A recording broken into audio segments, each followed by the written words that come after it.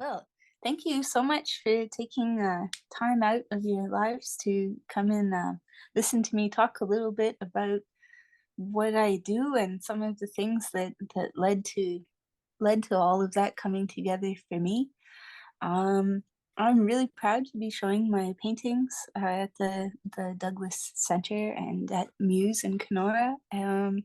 This is a set of paintings that comes from the past few years, and it was started by the Campbell House Museum in Toronto and Elka Weinstein, and it's traveled to a few different spots, coming by my hometown of Mchigeeng, and next I think it might go to Sudbury after Kenora. So I'm really grateful for everyone who's hosted it along the way. And something that kind of people have found interesting is that I've made all the paints for these paintings as well as painting them. And my art practice has kind of expanded over my life to include a lot of pigment and paint making. And so this is a bit about that. If you can go to the next slide. My mom and dad were both artists and they took me everywhere. And I'm so fortunate for that early mentorship and education that they gave me without seeming to do it on purpose. They were full-time artists and they had to travel a lot. I think anyone who's been a professional artist knows it's a challenging lifestyle, and the fact that they were both professional artists meant that they could go to those times when they had shows over here or conferences over here or exhibitions. They also followed their work and their interests, and a lot of that for my dad and my mom was traditional pigments. So the next image, I think, on the left shows a firing and some bowls where they're pulling out ceramics. So they were really interested in indigenous ceramic tradition and pigment tradition, and that included learning how to gather which pigments and sands, going to a lot of rock cuts and natural places, and really just kind of living on the land a bit more, where we're traveling traveling around and experiencing the landscape in that way. So when you see the bowls and pots that they're making, they were digging all of that clay and filtering and processing it. And the paint that's on the rim of the bowl in the picture on the left is painted with paint stones that they gathered in the wild. So it was just a really kind of a magical childhood, to be honest, that I'm quite fortunate to have had. But the flip side of that is that both of my parents, my father passed away quite young, when I was 25 and he was in his early 60s. And my mother is in long-term care with Alzheimer's. So I really reflected a lot on those outcomes for them. And I know that they were both really active in printmaking and painting and photography. Printmaking itself is really known for being a toxic profession. A lot of the inks and acids and solvents that are used are very toxic. A lot of the paints that they used were also the ones that they bought from stores were cadmium oil paints, professional oil paints that had heavy metals. And I think a lot of artists, them included, understand that there's a danger, but maybe they don't understand how to manage a lifetime in art professionally. So these were all things that were on my mind as a as an artist and as a young woman, that I was thinking about my art materials. And about the time that I had my first son, my father had passed away, and I wanted to keep painting, and there was this strange the strange thing happens when you're a woman and you have children. Everybody asks, "Oh, so are you still going to paint?" Or they expect that that's it. You're not going to be an artist anymore. And especially when I was expecting my first son, I worked a lot in ceramics, and that was my way of managing risks of materials, is to not expose myself. But later, when I was expecting my second son, I really had some uh, images I wanted to paint. I wanted to express myself through painting. And I started experimenting with making paint the way that my parents used to when I was small. And the central image in the middle is one of the first things that I made. It's an oil painting medium that's made out of Canadian hemp. And that allowed me to pursue and continue painting with oils without using any solvents. So all of the paintings in this exhibition are solvent-free oil paints. The painting on the right is one of my dad's. It's in the Art Gallery of Ontario, and it's called Time Dissolve. And it contains a lot of family pictures and pictures of his time, his class at residential school. He went to Garnier School for Boys in Spanish.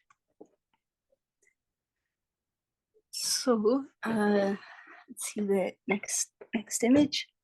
This is some of my favorite art, and I think this is just to kind of say that as a person who loves painting, I love all kinds of people's artwork and painting. The image on the left is an art piece, a text-based art piece by an artist named Brad Phillips, a Canadian artist. And on the right, on the bottom, is a Riopel print that I was lucky to receive as a gift from a friend. So these are different paintings that I've collected so far, and I continue to be a collecting artist. And that's just really part of the love that I have for painting. Is I enjoy it myself personally, but I also am so enamored with seeing what other artists have done before, and I really love to collect all kinds of art. I have a beautiful John McEwen print, and the old vintage 60s art in Canada is just amazing. So along the way in this journey, after my father had passed, but before I started really making paint and painting a lot, I had a moment where I was invited to go to mainland China, and I was there at a lot of different international oil painting workshops.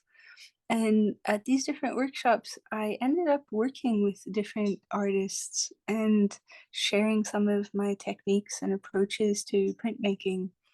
It's so deeply inspiring to have the chance to meet artists from Germany and Switzerland and America and China, Korea, all over, and to realize that there was something in me that wanted to contribute ways of making art in a healthy way, and also just being enthused about painting.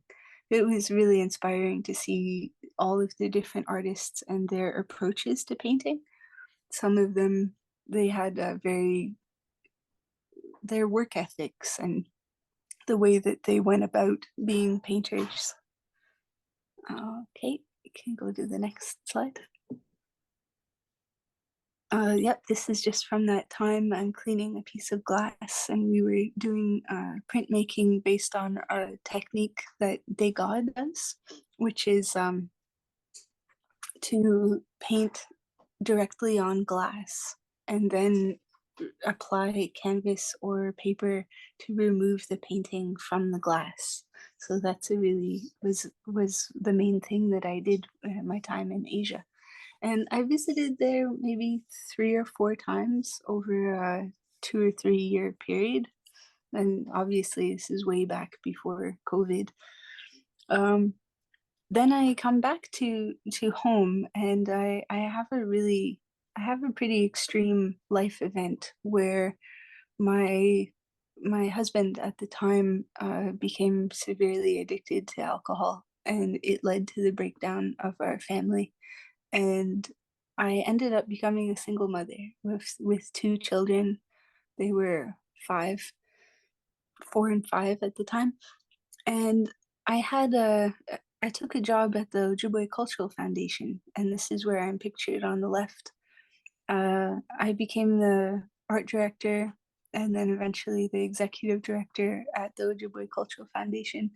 And it really saved me. I at the time I had no place to live. I was just by myself with my children, and it really gave me an anchor, uh, a place to go and work and feel supported by my culture. I really reconnected with paint making. The bowl I'm holding in the photo on the left is one that was made by my mom and dad. So the cream color is the body of the clay that was dug and that they processed by hand. And the black and red and yellow are all paints made from rocks in their traditional fashion. So it was then that I really started to want to connect more and make paint that way for my own practice. And that's when I started sharing a bit of that on social media and with other people. And there was a lot of other people that really wanted me to make paint for them. So I started taking orders for paints for people. Uh, These are some of the paintings I was doing about that time. They were really heavily influenced by water. Um, these are oil paintings with photo transfers. And when I had gone to art school, I really focused on photography and darkroom techniques. This was all just before the invention of the digital camera. So it was funny to spend a lot of time going to school for something that became obsolete. But it was more about approaching making an image and different ways to use images. And it's only recently I've really stopped using photo transfers, but I feel like I'm ready to go back into that. Okay. This is just a picture to kind of show some of my inspirations. The image on the left is a monoprint or a painting I did with water-soluble inks. And it's little caribou up on a grassland in front of a lake with a full moon and a tiger in it. And in the center, there's a boat that's north, well, it's south for you guys, but it's north for us, north of the Trans-Canada, or around north of Massey, where we go up fishing quite a bit. And on the right is me and my tiny little speckled trout. And so a lot of my paintings are inspired from my favorite experiences of being out in nature and on the land. And that boat is one of the images featured in your current exhibition. So you can see the painting of that boat upstairs. Yeah, the painting, that exact photograph was used as a photo reference for a painting in the show, and also another one that I'm working on right now. Yeah. Did you say north of Grassy? North of Massey. Oh, Massey. Yeah. Mm-hmm. This is a bit of the landscape of some unexpected things you find while you're going out on the looking for pigments. I found this interesting Highland cow was out in a place where it shouldn't have been, and outcroppings, really magical places. Like deciding to go back to traditional pigment gathering really meant that I get to be present on the land in a really exciting way. And it kind of gives you a reason to go off of the highway, you know?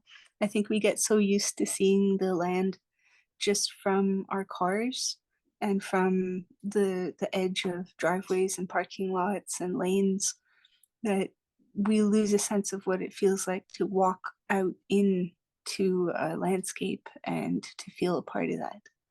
The right is a really interesting soft maple forest, and soft maples down here they can thrive in super wet environments. So this is almost like a northern mangrove that the water didn't kill the trees. Mm-hmm.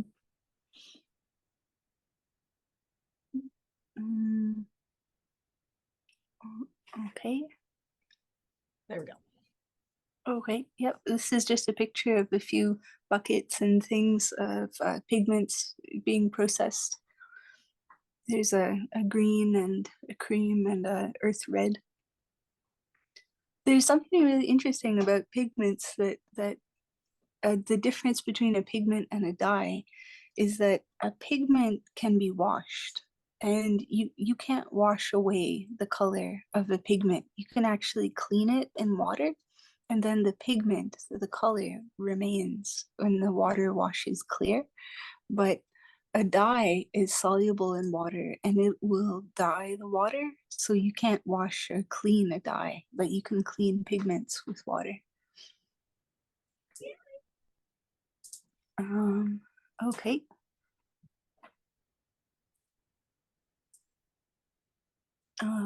This is a bit more about showing places.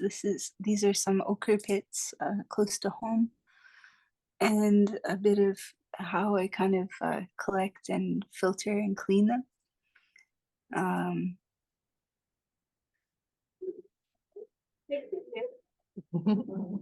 Yeah. These are some test notes about different pictures of limestone and rocks and other pigments that are blended together. I currently use a lot of artist grade pigments that I've sourced and that I make sure are really healthy. And then I use those with our natural gathered materials and make different colors. So some of that might look a bit like my paintings. The process of mixing. This is a spot where I get some of the material too. Manitoulin is made from an ancient inland seabed.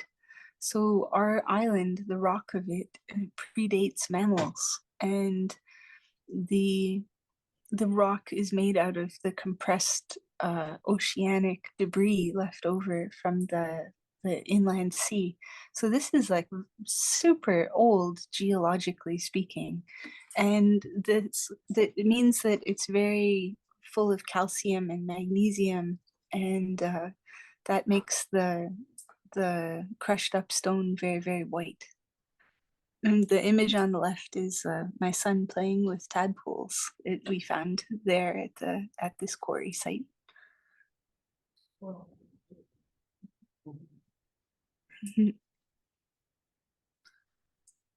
This is a picture from a paint that I made. There's a traditional British paint called bone black that's usually made out of cow bone. And the cow bone gets carbonized and then powdered up to become a pigment and makes a black paint. So I did the same thing with moose antlers.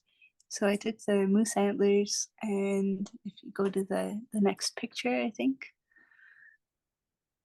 Oh, this shows places where this is where I would go to get some of the bone if I was making bone black. It's a place where people, so this is it here, the antler.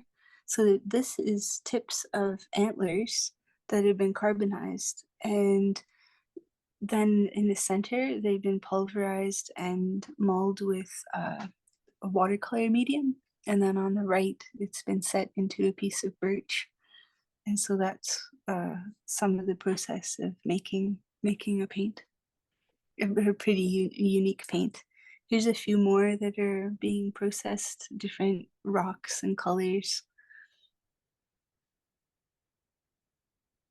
And this is one of the palettes that I made that was inspired by some pheasants that live in the area.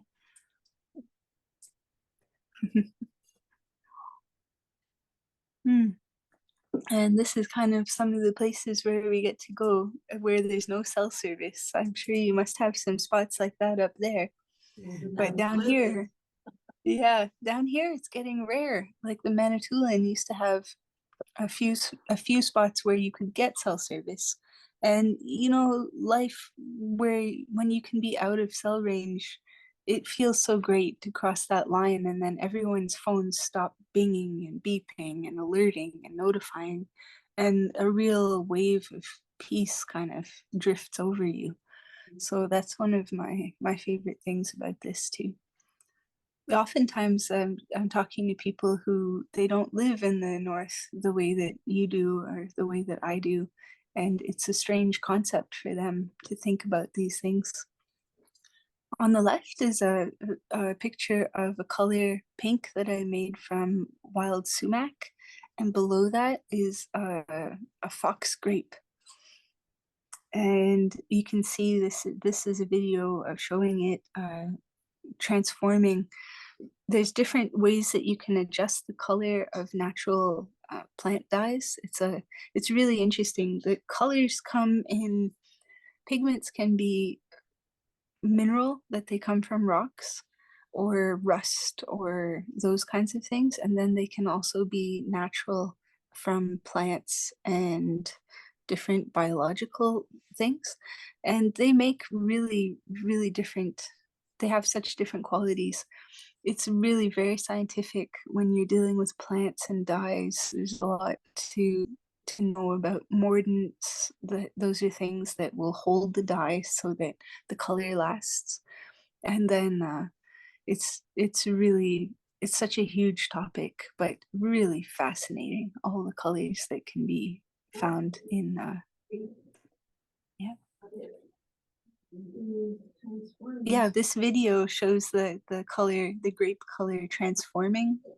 At the top, it's pure juicy kind of color, and then it's changing to a kind of a light lavender color.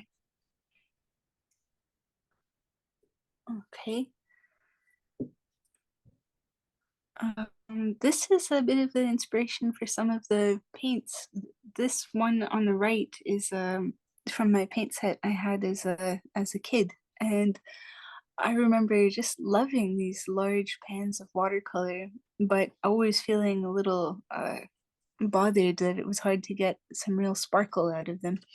So that really led me, when I started making my own paint, to accept no substitutes and really have no fillers. So the paint below is my version of what I'm looking for. It's plastic free. It's a piece of reclaimed pine. It has a hole drilled, and then it has a pigment and binder. So you can see the difference even in this photo, that the paint I've made is purely pigment and binder. There's no fillers. So fillers are gonna really dampen down the impact of the color. And I think that's part of why the exhibition is so vivid, is because of the lack of fillers in the pigments.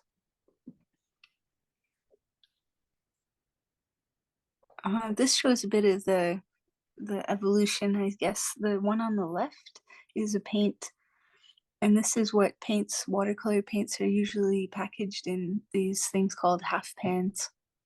And I remember buying some when I first started making paint, because I just thought, oh, well, this is what you're supposed to do, I guess, put it in these plastic cups. But I just couldn't do it. I didn't, after spending all that time with the paint and the pigment and in nature, it felt so, it just didn't fit to put it inside a plastic container. It felt like it was cutting it off from being alive. And on the right, these are just different samples and kind of adventures in pigment that I've made along the way. They're dry pan watercolors.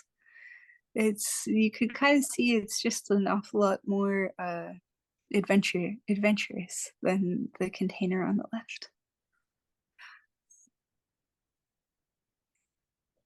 These are some small paint stones that I've made out of different rocks and pigments, and they're kind of to help people, or to help with the feeling of paint, so that people can understand how it comes from the earth. And these are different images of paints and different ways that I wrap them. The one in the middle, that's the paint that was eventually made from that purple jar that we saw a few slides back. So that's a fox grape paint in a white birch slice.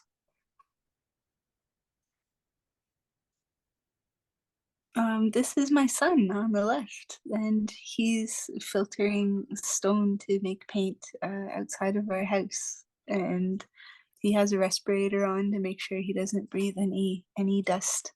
And he's learning how to sift paint. That was another thing. Part of why I went back to this practice is I wanted my children to learn it in their childhood the same way I did. And one of the funny things about that is that because I learned it from my parents so young, I never really thought of it as something that I knew or that I could do because, you know, in regular life, you learn things when you go to school and you eventually get a diploma and a certification that says, here, you are now this is what you know. But when you learn something as a child, by seeing it and learning it in your life, it just kind of soaks into you, and you don't it becomes a part of you that's so deep, you don't necessarily name yourself that. So it took a long time for me to think of myself as a paint maker, even though it's so integral to who I am.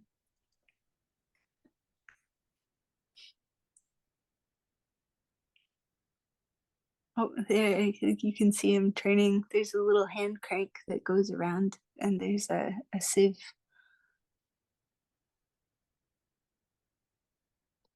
Yep, and that video is showing a bit of paint going into pans.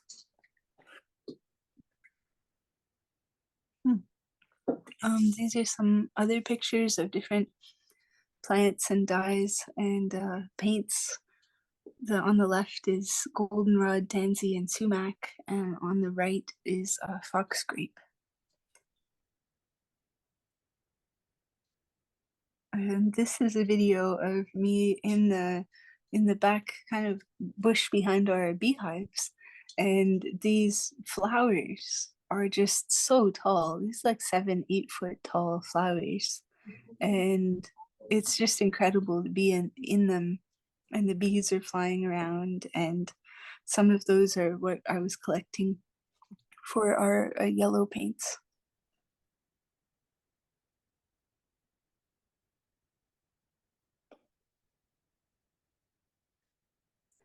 On the left, that's the inspiration and the first robin's egg paint that I ever made.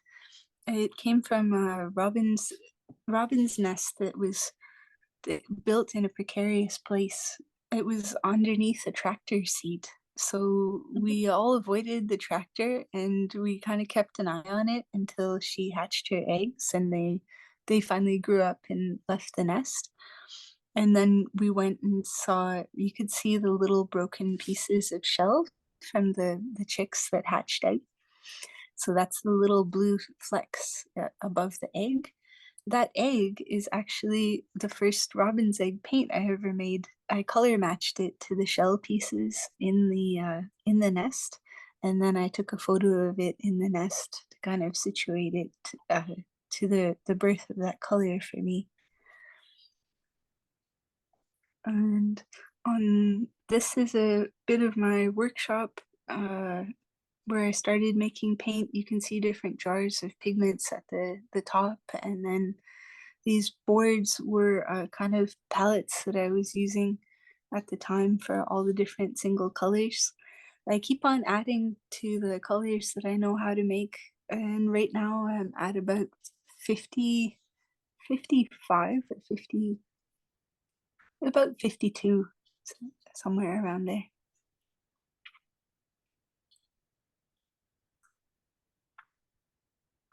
These are some more pictures of the paints that I make.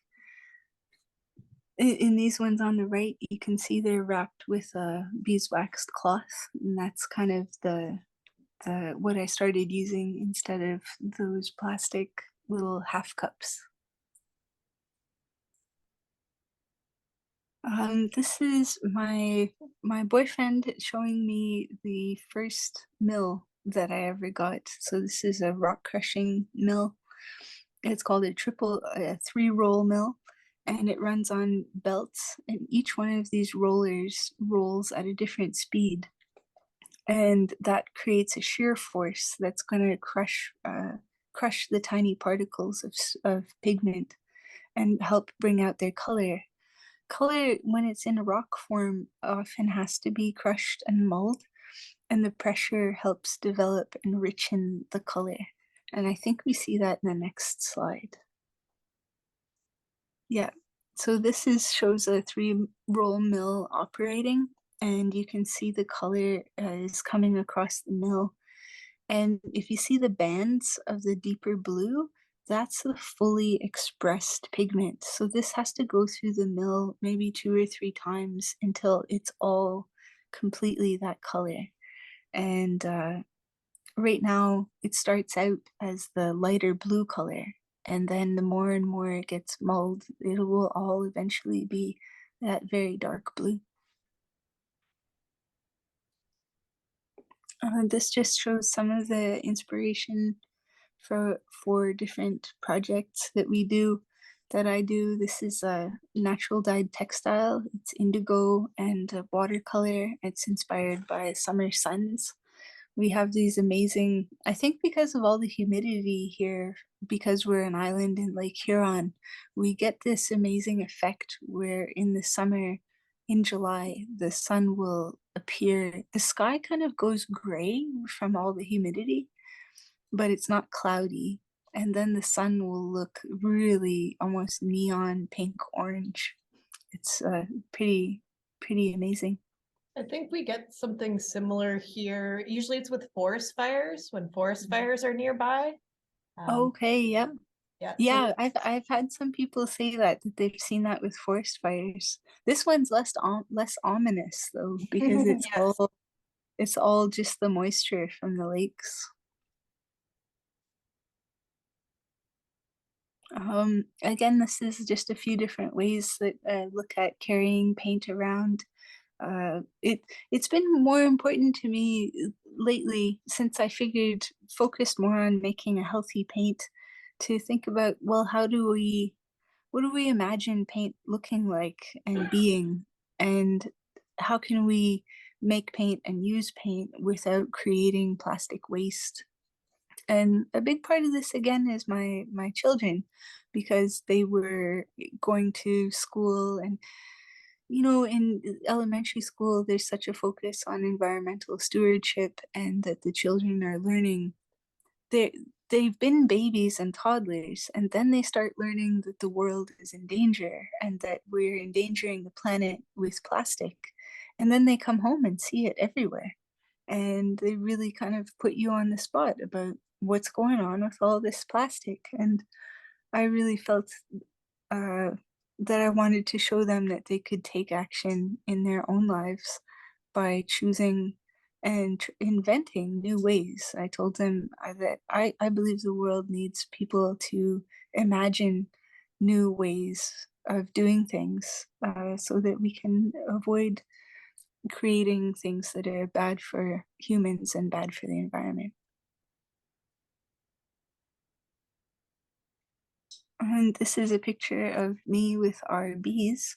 We keep bees here, and that's been a really thrilling and exciting. It's great to support pollinators and to become a bit more intimate with understanding the challenges that they're going through.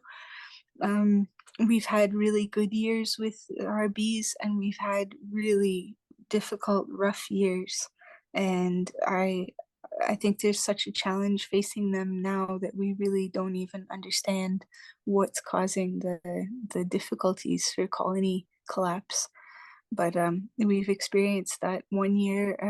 Everything just, it didn't, nothing made it, and we had to rebuild our colonies. But this past few years they've done really well, so I hope that that keeps on going that way. This is some pictures from out in the North Shore. Again, just different places that we go in the summer looking for rocks and different places where we might gather something for paints.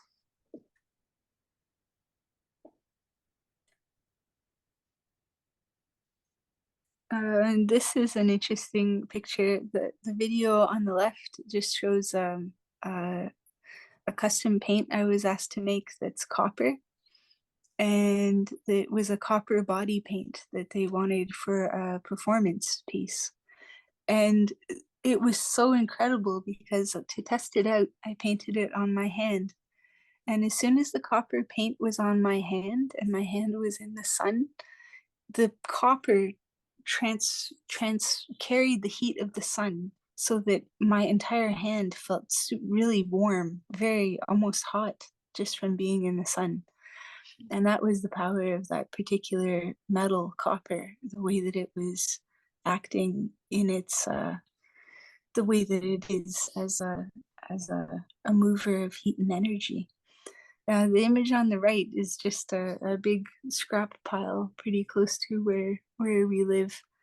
And so a lot of the things that I make paint out of, it keeps things from joining a waste stream where they might be burned in scrap piles.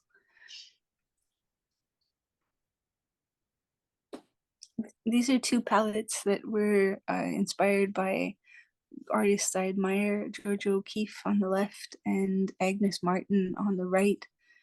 And they were both so really, there's incredible books about them on the internet. I know the Art Canada Institute has a fabulous Agnes Martin book that she was a Canadian artist.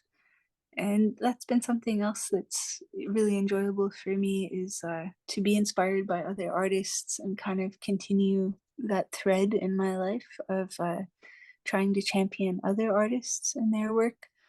We currently have a Maria Hupfield set of paints, and Maria is a multidisciplinary artist based in Toronto currently, and she's from Wasauksing and does just amazing work. And this is kind of an homage to Mary Pratt on the left. If you know that she has a beautiful painting, I think fish heads in the sink. So these are smelt heads. And on the right is a gold paint that I'm making.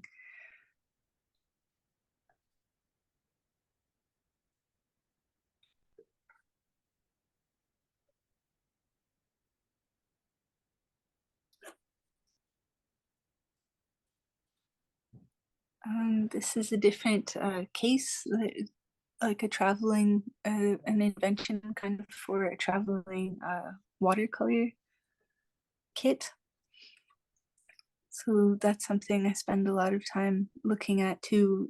If you wanted to go watercolor painting, usually you'd have a box, a plastic box, and how could we imagine something different? And that's what that is. I think we're getting kind of close to the end, so I'd like to kind of, maybe we could just go through the last few quickly. These are some watercolors that were studies for paintings in the exhibition. And car is in the exhibition as well, the watercolor of the car. Yep, the watercolor of the car, and the image of that car is in a painting, the little sugar camp painting.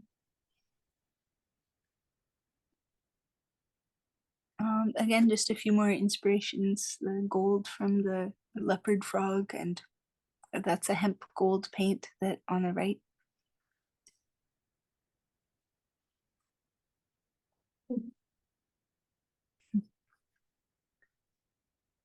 All right. Yep, and I think that's the last one. So your paint, it looks fairly solid. So how do you add water to? Yeah. It's like a watercolor. Okay. Yep, it's like a watercolor, and then for oil paintings, I'll just add oil into the same mix. Just so amazing. I love it when we get to have talks like this. It just makes the exhibition even more special. Oh, awesome. I'm super glad to get the chance to explain it. I know it definitely is a little unusual, and especially to explain while making the paint. I mean, it used to be something that was so common for artists back in a few hundred years ago. If you wanted to paint, you had to make all of your paint. And there used to be traveling people called color men that would go from town to town, and they sold different pigments for people making paint.